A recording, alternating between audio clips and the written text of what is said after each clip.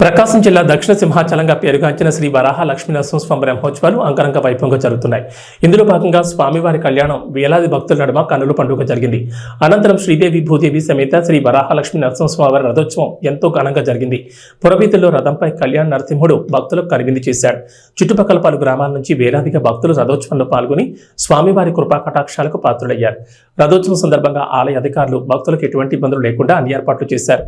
పోలీసులు కట్టుదిట్టమైన భద్రతతో ఎటువంటి అవాంఛనీయ సంఘటనలు జరగకుండా భద్రత ఏర్పాటు చేశారు.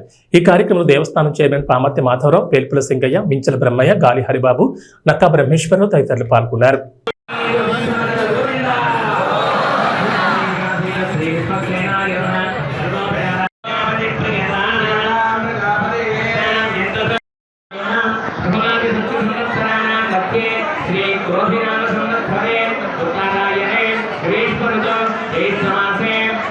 कृष्णवत्से